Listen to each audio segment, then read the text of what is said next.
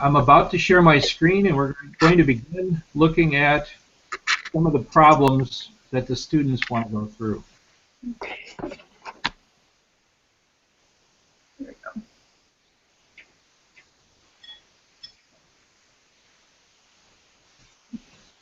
So if I could just get some kind of an acknowledgement, you guys are seeing this? Yeah, I'm seeing it. Okay, good. Okay, so on we go.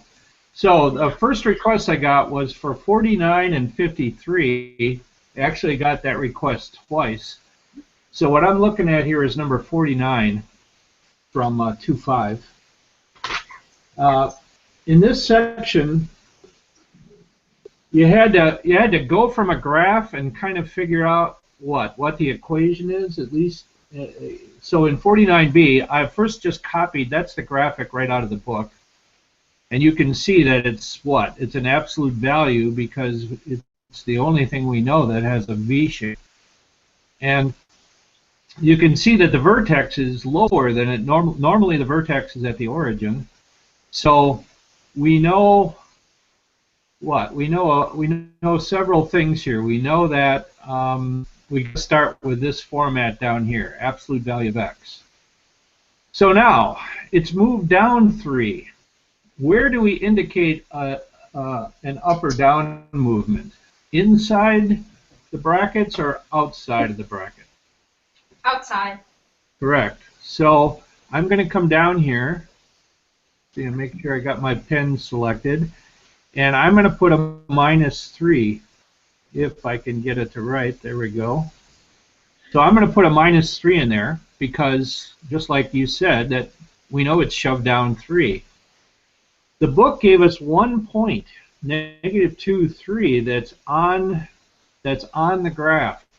So we could use that to figure out if anything needs to go in front here.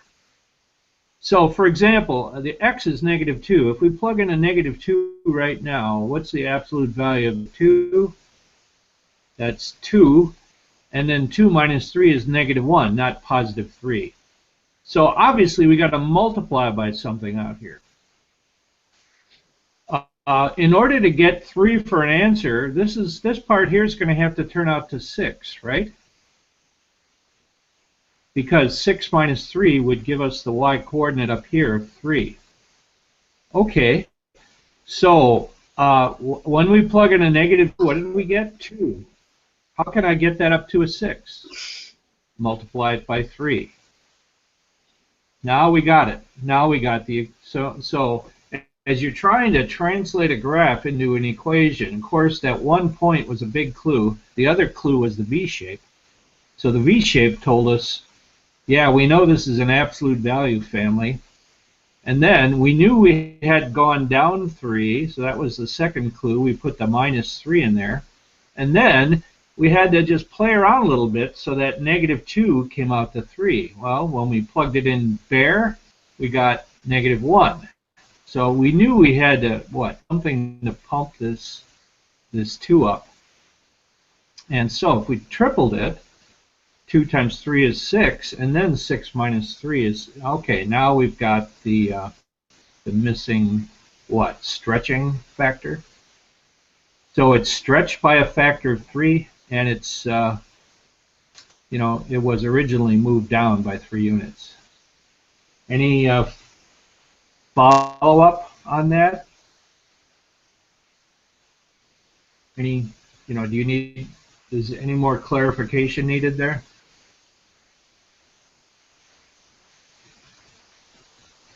All right, I'm not hearing any. So the next one I was asked about is number 11. Okay, so I'm going to just try to create this one. I don't have it here. So as we look at number 11, and you'll have to look at your book to see it, it says use the graph of f of x equals the absolute value of x. So we know that we're starting with this. We know that's kind of our starting point again. It says use that to write an equation for each of these. All right, so on part A, So let's just do A first. So on part A, let me just write out the skeleton form again. And I'm leaving it a little bit wide for a reason. So what can you tell me about the vertex in part A? It's up 5, right? So that should tell us this, right? We've got to do that. Is it moved left or right? No, that one, so I don't need, I left space so we could put something in there, but we don't really need to. Okay. So now the question is it stretched or not? Well, all you can do is look for another point in the problem itself. I see I got a text message here. Let me just quick check. Oh, no, from my daughter. Okay, we'll get to that a little bit later. But take a look at another point. Pick out another point. From what you can tell, if you take a pencil, if you go over to 2, 2 will bring you up, what, 2 higher than the original vertex? So it looks like the point, what, 2 comma 7 is on the ground. So it's going up at a normal slope of 1. So it doesn't look like we have any stretching factor. So part A we're done with. Maybe if you're thinking of asking a question, it might become clearer if we do part B. Okay, let's do part B. So in part B, well, the first thing, yeah, let me put the skeleton up here again. Okay, I'm just putting. Yeah. I think that should do that really. I got super early. I got up 2 hours early. You guys, you gals might want to mute your mic unless you really do want to ask me something, because that conversation gets broadcast on everything then. Okay. Okay. Yeah. As soon as you want to ask, just unmute it, and then we'll be back. Yeah, I'm getting. Thanks. So anyway, on part B, I think all of you can see on number 11 that it's obviously upside down. So we know there's going to be a minus sign out here because it's upside down. And tell me about the vertex. Is the vertex where it should be? No, it's supposed to be at the origin. It's not moved up or down, but it is moved what? To the left?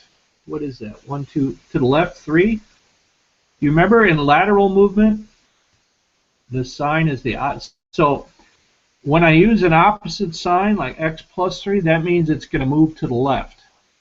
So there, I got it moved to the left. I don't need anything on the outside because it's not moved up or down. Now the question is it stretched? So let's just go in there and take a look. On part B, look for another point. Like, why don't you just take the y-intercept there? It looks like it hits the y-intercept at -3, correct? And it was, so it went what? Over 3 and down 3. That's a normal slope of -1 for a absolute value. So that tells me there's no stretching going on. Hopefully that makes sense. So basically we're done with part B. We got it upside down with the minus sign, and we got it moved left with the +3 in the inside of the brackets. Okay, let's do part C. So again, I'm going to put a skeleton up here. We know it's got to start with this absolute value of x thing. Okay, so part C. Well, it's going up, so we're not going to have a negative sign this time, right? What about the vertex? It's supposed to be at the origin. It looks like it's what? Moved right 2 and down 4? Right 2, right 2, and down 4.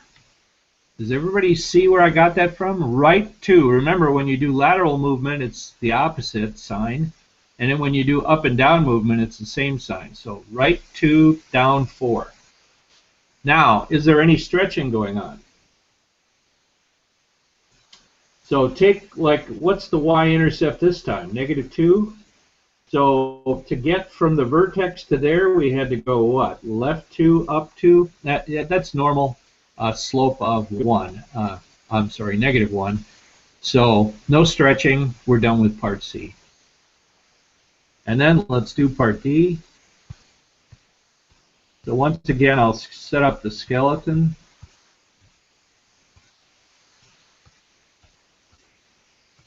All right. So part D. Well, it's pretty obviously upside down. So I'm going to right away get a negative out here. What about the vertex in part D? Well, it's what? Move to the right 6 units and what? Down 1? The best I can tell, because each notch on it stands for 2, doesn't it? Yeah. So right 6 and down 1. Right 6 and down 1. Okay? And then check the slope again. So from a x value of 6, let's look at the y-intercept again. What is that? Down 7? No, it goes from -1 down to -7. So it goes down 6, and so that's a normal, again, slope. So we have no, by the way, if there was a stretch, I would put it where I just wrote the A there. But can everybody see that we don't have that? Because we just showed that we have a normal slope for a absolute value. So that did it. We've got the 4 parts done. Now, if that's not clear or whatever, does anybody want to ask a follow-up on that one?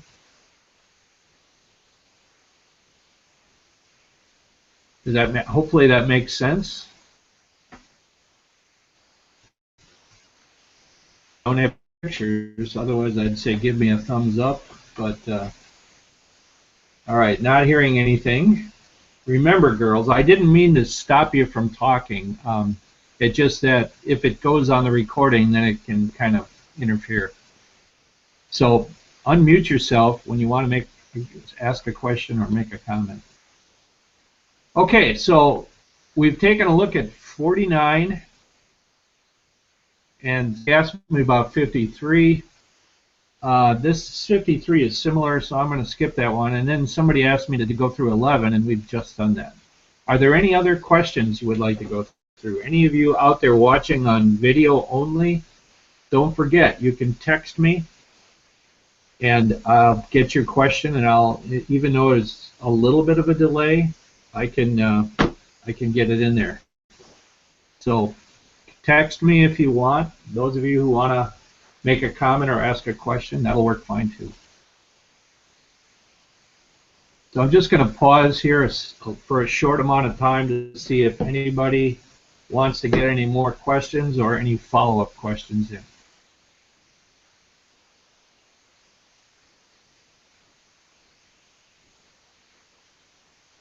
Okay, bring them in anytime. I'm going to move on, but you can still send me the questions. That's fine. So I'm going to go to the new lesson then. So I'm going to switch slides here. This is our lesson for today, 2.6, combinations of functions. And you can see what the learning objectives are there. I mean, the first ones are going to be really easy. The idea here is to take two or more functions and either add them, subtract them, multiply them, or divide them. And then the really big one is section 2, where we find the composite of one function and another. Composites is not covered in the 4 operations up in Objective 1. Yeah, it's called composed. When you do things like, if the 2 functions are f and g, you do f of x. Anyway, we'll get to that. And then problem solving related to that. So that's our goal. So in my first slide, my next slide here, what I've got is an example. I just made up two functions on the left there. Let me just highlight them here with a rectangle. So in the rectangle, that's just, I just made those up so we could. And then first I added the two functions. Okay, well this is, by the way, this can be written two ways. You can see that up here in the corner. That's one way to write the addition of two functions, f of x plus g of x. I'm not as fond of this, but sometimes the book will, you can also use this notation, f plus x, which means the same thing. And this is really dirt simple because all it means is take function f and add it to function g, and you guys have known how to do that for years. You just combine the like terms, and it's just not very simple. 6x minus 4. Okay, and down below it, I'm subtracting the two functions. Again, there's two ways to write it. By the way, when I write it in class, I'm going to side toward this left one here, f of x minus g of x, but it can also be written this way on the right there. Now, here's where some people get a little bit messed up because they forget about the parentheses. So when we subtract that 4x plus 1, that minus sign affects the 4x and the 1. So especially this minus sign, by the way, I gotta change the position of my computer so I can write better. So excuse me for just a second here. So anyway, that's the minus sign. I'm afraid people are going to forget that. They're going to leave that as a plus. That's the most common error. So anyway, then the rest of it's simple. Combine the like terms.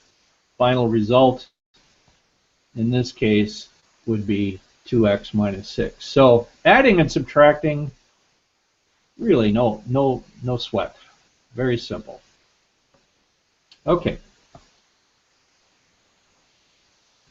So now, again, we'll start off with those same. I think these are the same two functions we had a moment ago in the rectangle.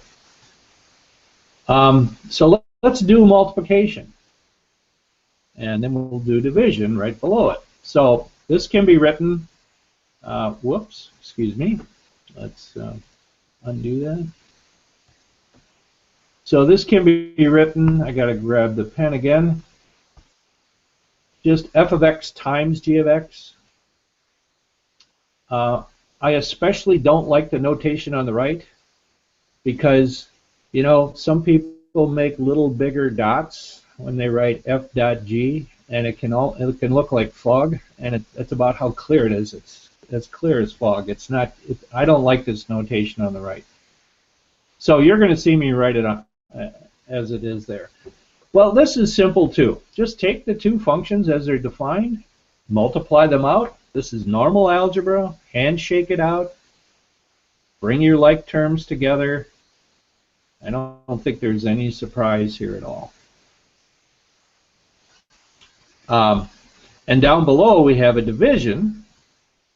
And, you know, that can be written in the first circle. That's the way I'll do it most often is an alternative way down here on the bottom. F slash g of x means the same thing.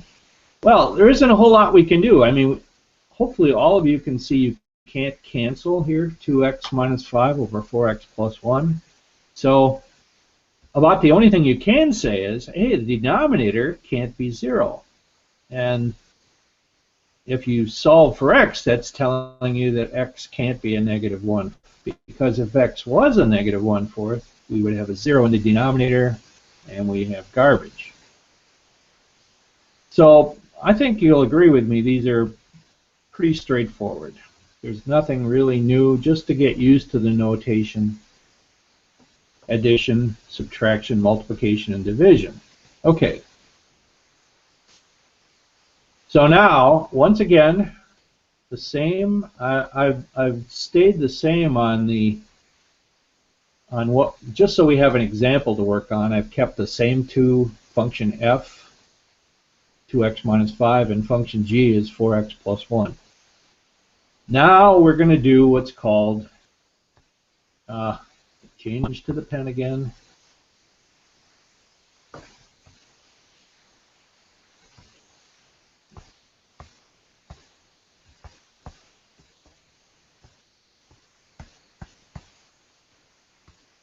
Yeah, the verb form of what we're doing is composing. So this is sometimes just called function composition.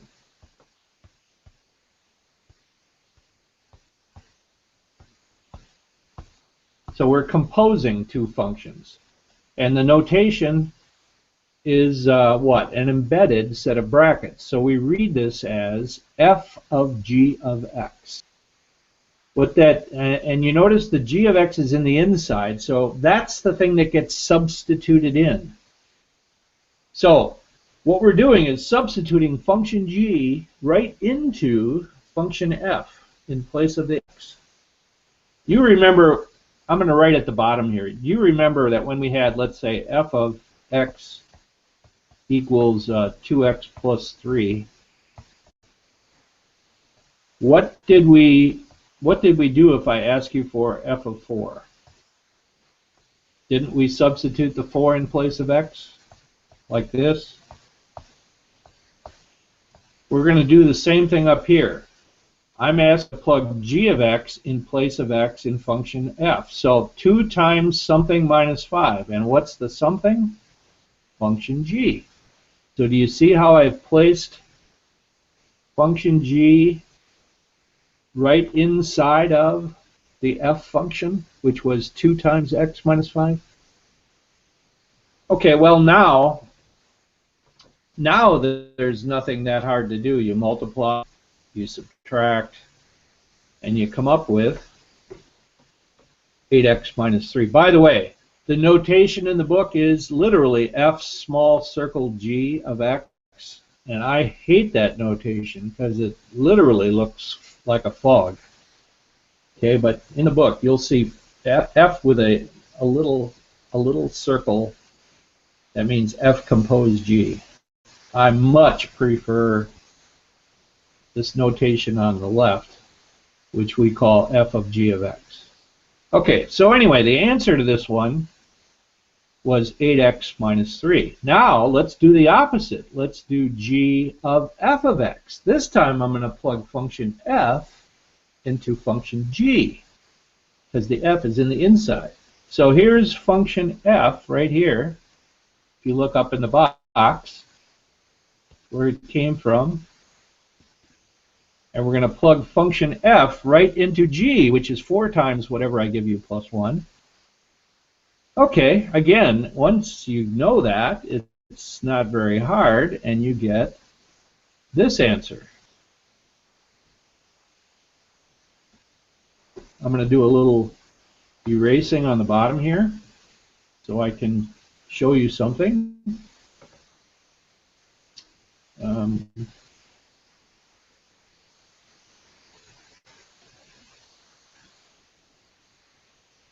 Okay, so do you notice this?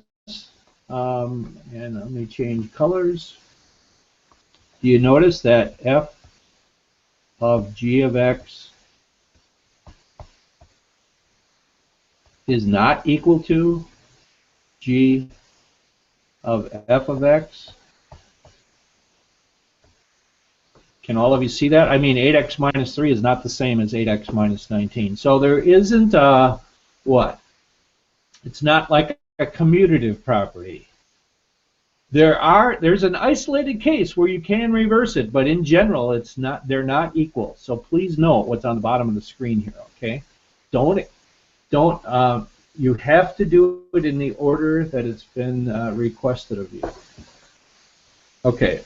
So when you're doing a composition, you are literally substituting the inner function for the variable of the outer function. It takes a little while to get used to. Well, hopefully we got more here we can take a look at. Okay, next example. I'll try not to draw on the screen because it's pretty crowded already. So up at the top, we've got, I just made up two new functions. F of x squared, f of x is x squared plus 3x plus 1, which, by the way, says take whatever I give you, square it, and then add 3 times what I gave you, and add 1. I know that's corny, but you've got to start thinking of x as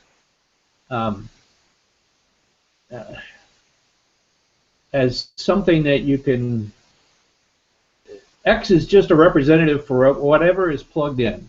And then g of x says take whatever I give you, cube it, and subtract 9. Okay, so above the black line here is f of g of x. So every time I get to an x, I have to plug in the whole function g. So you see in the first example, x is squared. Well, here's my what? My fat x squared plus 3 times my fat x plus 1. Well, when I said fat x, what I mean is I have to plug in all of function g. So you see how I plugged in an x cubed minus 9 whenever an x appeared at the top. Well, once you've done that, I mean, the rest is just hammering it out, doing the, binomial multiplication. Anyway, final answer, x to the 6th minus 15x cubed plus 55. And then when I do g of f of x, this gets kind of ugly because now I've got to, I mean, remember, we're plugging into g of x, which up at the top is that x cubed minus 9. So wherever there, you know, that x cubed, I got to plug in, for x, I got to plug in that whole f, x squared plus 3x plus 1. So I got to do x squared plus 3x plus 1 cubed minus 9. And that's no small feat, because when you cube a trinomial, you've got to multiply it out, simplify it, which is what I'm doing here. And here was the answer I got. Let me change to red. So when I cubed it, here's what I got. And then I had to do it a third time because it was cubed. So I had to do it times x squared plus 3x plus 1 one more time. Okay, well, I mean, this is no small feat, as you can see. I mean, we came out to this rather obnoxious. By the way, on my screen, the student picks at the bottom are getting away of the output. Is that true? Can you guys see that whole 1, 2, 3, 4, 5, 6, 7 termed polynomial in black at the bottom of the screen? Let me know if you can see that. Okay, I got a yup. Good. So you see what I mean? This can turn out to be pretty involved. Even though the concept is simple, substitute, and then crank it out, well, sometimes the cranking, and this is a good example, can take a while. And by the way, it should be obvious to you that this answer at the bottom is not the same as this one when we did it the other way. I mean, it hits you right in the face because on top we got a trinomial and down here we got all these terms. Okay, so once again, g of f of x is not necessary. It's usually not the same as f of g of x. There isn't a commutative property. Okay, let's look at another look at this. So now, thinking in reverse, I've got this expression here on the left. This right here, the cube root of x minus 2 quantity squared. Can you think of that as a composition of separate functions? I think it's pretty clear that the inner function here is x minus 2, isn't it? Because it's clearly in parentheses. Then what's the next thing you do is you work from the inside out. After you do x minus 2, then you square it. So I'm calling that function g when you take the function and square it. And then what's the last step? I got to take the cube root. So it's like the first thing you do is x minus 2, f, and then you apply function g to it, and then you apply function h to it. That can be written like this. So it's h of g of f of x. So that's actually a composite of three functions. You guys all know you got to start from the inside and you work your way out. Here again, you can see it inside, and then work your way out until you gradually get to the outer thing, which is function h, which is the cube root. So I know this is kind of looking strange over here on the right, but that's the composite way to write what's on the left. What's good about it is it breaks the whole process down into steps. And, you know, students always like steps because then you don't muddy things together or get them out of order. Another thing to look at. Yeah, every once in a while, notation-wise, so here I have a new given function up at the top. I'm just making this up, that f of x equals x squared plus 1. Sometimes they'll ask you to find f compose f. In other words, can you compose a function with itself? Can you find f of x? Sure, you just substitute it in. So what's function f say? Take whatever I give you, square it, and then add 1. Okay? So what's f? Sorry, forgot to change my tool. So we're over here. What's f of x? Well, so x squared plus 1 is the basic f function. Now, for the x on x squared plus 1, plug in x squared plus 1. So you're literally plugging in the function in place of x, even though it's the same function. So in place of x squared, I plugged in x squared plus 1. And what happens when you take x squared plus 1 and square it, and then add 1? So you're plugging x plus 1 in place of x, so I have to square it, and then I'm adding 1, and then when you put it all together, so can you see we actually plugged a function in for x on the same function?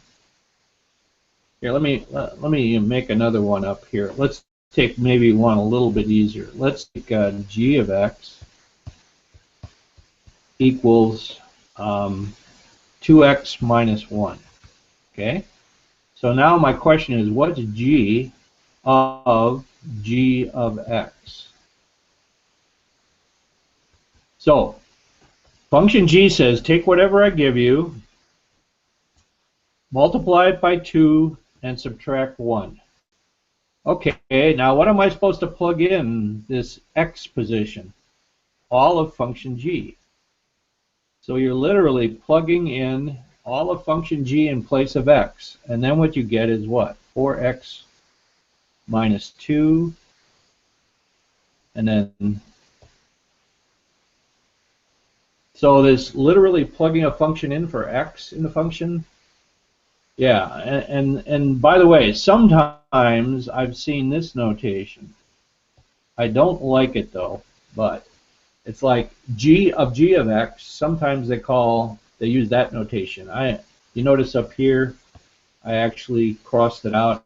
I'm not real fond of it, but again, if you see the book, it means you're composing g with itself. Let me just pause. I know, kind of giving you a big dose here. Any questions so far?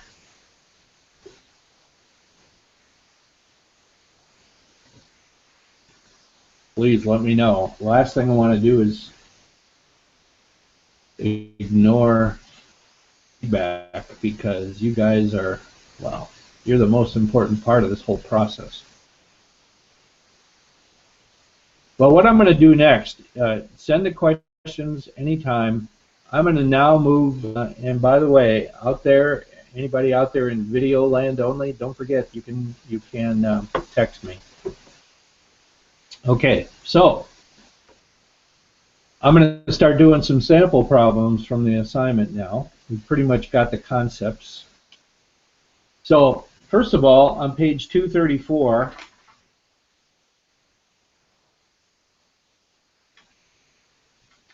let's take a look at number 1.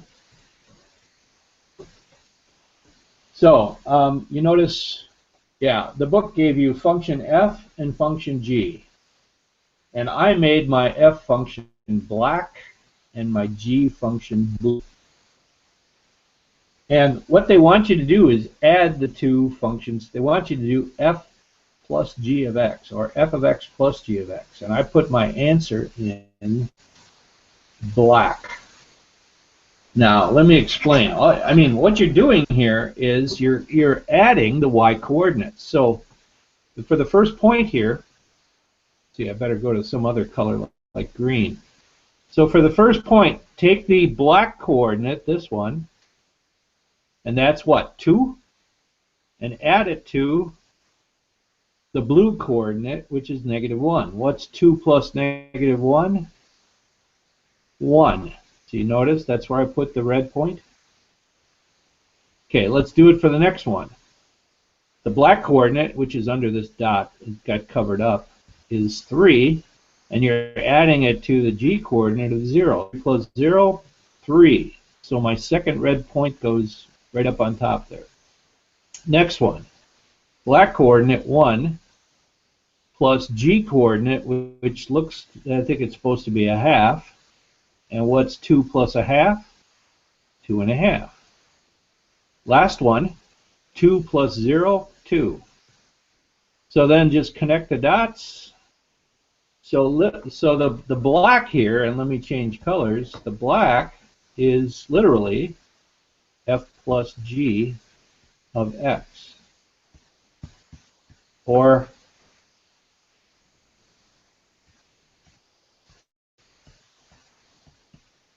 the preferred form, it just means the two functions added together. I don't know how that little red line got in there, by the way. I did not do that. Let's fix that up.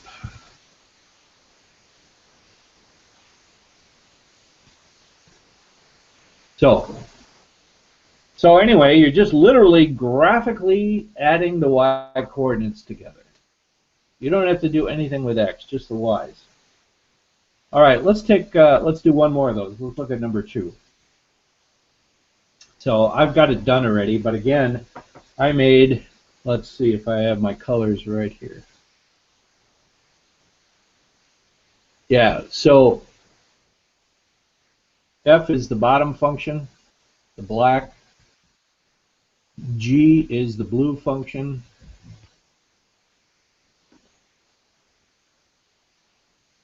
And then the red is f, I should just say f plus g. Let's just do it that way. So let's just check if I did that right. So add the blue and the blue and the black. 1 plus -2 is -1. Notice I got my first red point at -1. Next, 0 plus 1 is of course 1. So I have my second red point right there. Next, 0 plus -1 is -1. Next one, -1 plus 2 is 1. And the last one, 1 plus 2 is 3. So then connect the 5 red points with straight lines, and the red is the f plus g of x. So you can literally add graphs, add the y-coordinates on a graph like that. Okay. I think we're going to skip to number 6 now. Number 6, the directions in the book say find the sum of the two functions in part A, the difference of the two functions in part B, the product in part C, and the quotient in part D. So in other words, do the 4 operations. So this is just practice doing those early ones. Add them together, really easy. You can see here. I mean, you just literally take the two functions and join the like terms, and you're done. Subtracting, just watch out for the carrying the minus sign over. So this actually becomes what, a plus x here when you carry that minus through. And then the first multiplication one, and then a division one. And there's really, notice just like in our practice before, the division one really doesn't have anything to do. I mean, you can't cancel, so you can at least compute, hey, what can x not be? So 6 is just to see if you get the 4 basic operation problem. Now I'm going to move ahead to the next section. Let's do number 18. 18, and I copied the functions up here in the box. Those are the functions from the direction. It says, in these problems, evaluate the indicated function for these, for these two in the box here. So 18 says, find the sum of the functions at t minus 2. So,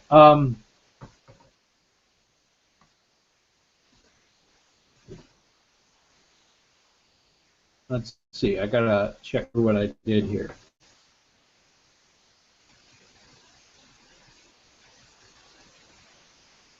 So, yeah, maybe I did too much at once there. But anyway, what you do is you first take function f. And function f says what? Take whatever I give you, square it, and add 1. So you see I took what I gave you, that's this guy right here, the thing inside. Take that and square it, plus take it again. That's what the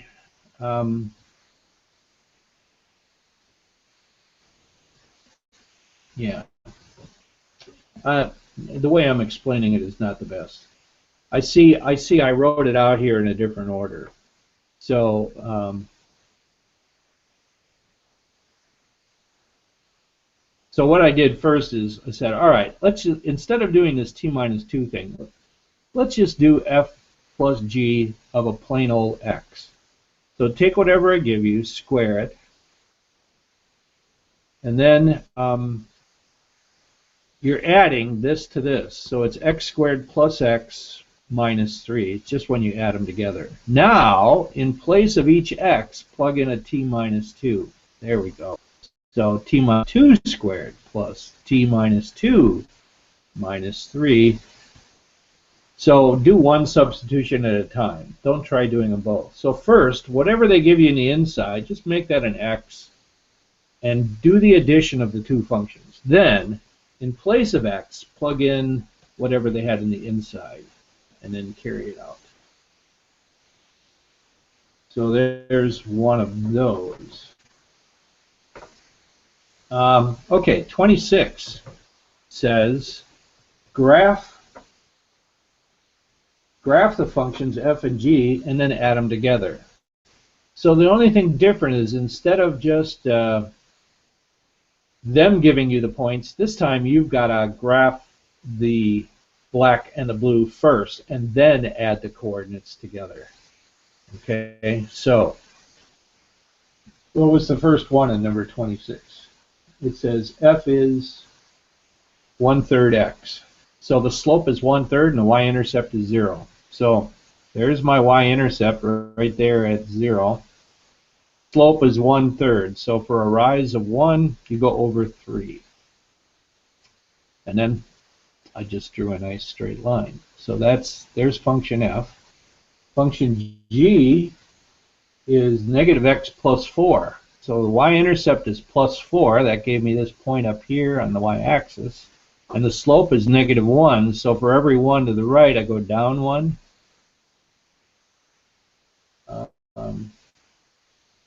Which I didn't show real well, but you see we have a negative slope. Draw the line. And then I'm sorry, that's this one here. For every down 2 over 2, the black one. There we go. And now that you got it, just pick out some points. And I picked out points that were right on an axis. So this one's easy. What's 0 plus 4? 4. What's 2 plus, I don't know, whatever this is, 3/4? It's 2 3/4. What's 1 plus 1? 2. Black and blue are together here. 1 plus 1 is 2. And then here we have 0 plus about 1.5 is 1.5. And here we have 0 plus, I'm sorry, here we have negative 1.5 plus 2, which would be about positive 0.5. That doesn't make sense. Negative 1.5 plus 2 is a positive 1/2. There we go. Anyway, now you take your red points, draw them, make a nice straight line, and you've got your sum function. By the way, it shouldn't surprise you that when you add two lines, are you surprised that we got a line? No. Yeah, hopefully you weren't. So there's one of those. Let's take a look at one more problem. Maybe more. Oh no, I guess not. I thought I was going to do number 32. But let's talk about number 32. Let me get to a, here, I got a blank slide. Let's take a look at number 32 as our, okay, number 32. It says from 97 to 2002, the sales R1 in thousands. So sales R1 equals 480 minus 8t minus 0.8 t squared. Okay? And t is equal to evidently the year. It says 0, 1, 2, 3, 4, 5.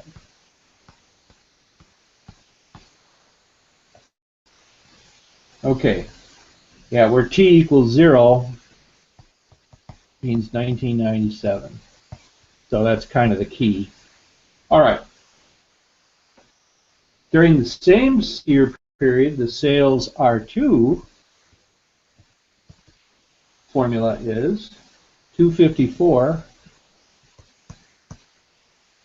plus 0.78 t. And again, the same values for t, 0, 1, 2, 3, 4, 5. Write a function that represents the total sales of the two restaurants. Evidently, each one is a restaurant, that's why there are. Okay. Write a function that represents the total sales of both restaurants. Use a graphing utility to graph the total sales. So, does it make sense to you that total sales would just be what? I mean, it's just R1 plus R2, isn't it? Restaurant 1 plus restaurant 2. In function notation, that would be what? F of R1 plus F of R2. So just so we get in the function notation. And how do you add functions?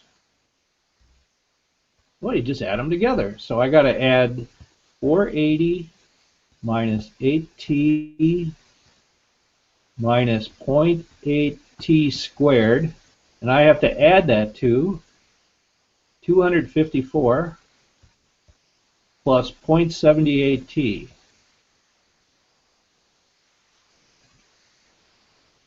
So, well, we have, I mean, this is just going to be what was up on the top. What happens when you add negative 8t to positive 0.78t? Well, it's going to be negative 7.22t. And then add these two up.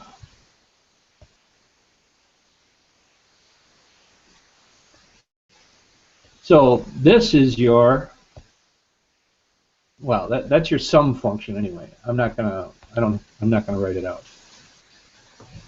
So what we have here is, this is now the bottom line. This is the new, we just call it R. So this equation down on the bottom is the total sales for the two restaurants. So notice we could add them together even before we had any number of years. Okay, now that we have the final function, can we figure out what happened after year 0? Well, sure. After year 0, guess what? $734, because aren't both these terms going to wipe out? After year 1, how do you find out? Plug in a 1 for t. Crank it out. So anyway, the big thing here was that you could combine two functions by adding them. And this is a good example of composite functions being very useful. Then I suppose you're going to have to follow through and do R1 on the graph, do R2 on the graph, and then throw in your total. And if you got separate colors or separate markings, that would be helpful to keep them separate. Okay, let me just see if I have any others here. I don't. So now I'll just go back to this. So for the assignment, I was banking on you guys doing every other odd through number 49.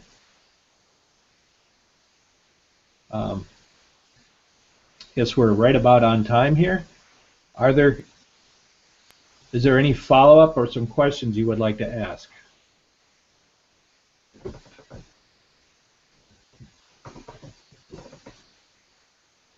Again, it was wonderful having 3 live participants. Hey, just give me one more piece of feedback before you depart. Could you give me a quick, and you guys, where Aaron is, you guys can just turn your mic on and tell me, and for Levi, maybe just leave me a message. Was the video or the audio choppy in any way today? In other words, did you have? I'm just wondering. Yeah. No, it seems fine. It seems Okay. good. So we had a good day. Okay. And how about Levi?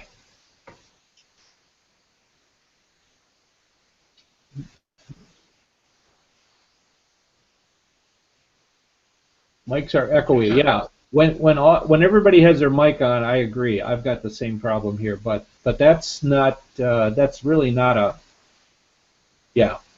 That's what happens when you have like a whole bunch of mics open at the same time. Okay. Thanks, guys.